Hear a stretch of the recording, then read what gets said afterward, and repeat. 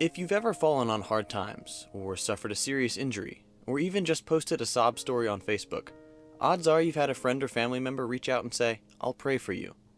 To many people, prayer is a great comfort, both to the recipient and the person doing the praying. That's a wonderful thing by itself, but it also raises the question, is that all that prayer does? Is it just a way to comfort yourself and others? The interesting thing about prayer is that it's fairly unique among spiritual topics in that it can, to an extent, be measured. Let's take a look at the Harvard Prayer Study, the largest prayer-related experiment yet conducted. The goal was simple: to discern the effects of intercessory prayer, that is, prayer on another person's behalf, on patients recovering from coronary artery bypass graft surgery. The team involved with the experiment, known officially as the Study of the Therapeutic Effects of Intercessory Prayer, or STEP, was composed of investigators at 6 different academic medical centers around the country. The team chose this particular type of heart surgery because it's fairly common among Americans, with 350,000 procedures a year, and because stressful surgeries such as a bypass are prime reasons to receive prayer. The STEP team enrolled 1,802 patients from the 6 hospitals and randomly assigned them into 3 distinct groups. The first group, consisting of 604 patients, received prayers after being informed that they may or may not be prayed for. The second group consisted of 597 patients and did not receive prayer after being informed that they may or may not receive it.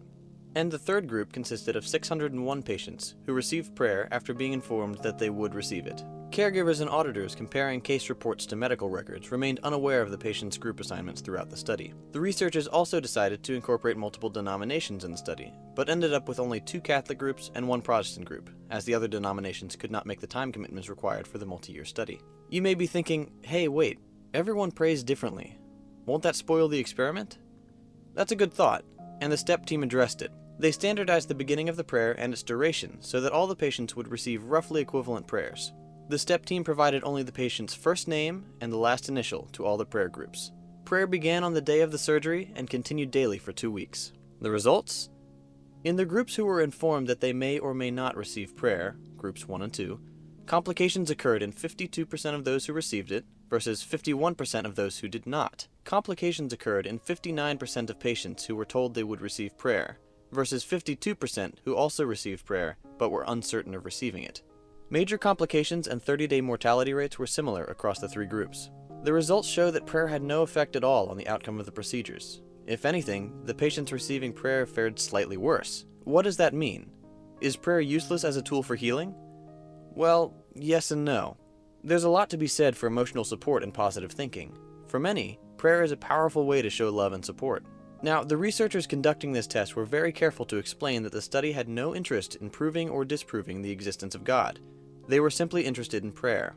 Father Dean Merrick, one of the co-authors of the study, said, "Our study was never intended to address the existence of God or the presence or absence of intelligent design in the universe. The study did not endeavor either to compare the efficacy of one prayer form over another, or to assess participants' understanding of the nature and purpose of prayer. Finally, it was not our objective to discover whether prayers from one religious group work better than prayers from another."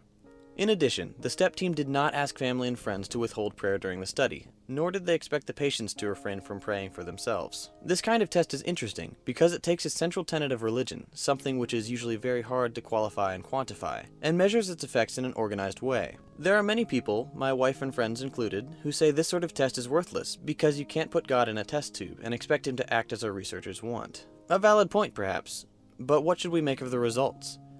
In my opinion, if you're inclined to pray, continue to pray. It will raise your emotional state and presumably that of the recipient. As to whether the words fall on empty space or a divine creator, that's a personal matter. For the people who are not surprised by the results, don't go parading around bullying people who are inclined to pray, but maybe gently suggest a personal visit to the hospital or a handwritten letter in addition to the prayer, something tangible to the recipient. At the end of the day, prayer is what you make of it, just like any other form of positive thinking. Use it or don't, as you please, but respect those with differing beliefs either way, and do your best to provide comfort for others however best suits you. If you enjoyed this video, you can subscribe to my channel by clicking here, and you can check out my previous video by clicking here. Feel free to leave a like or comment below, and I'll do my very best to respond to you.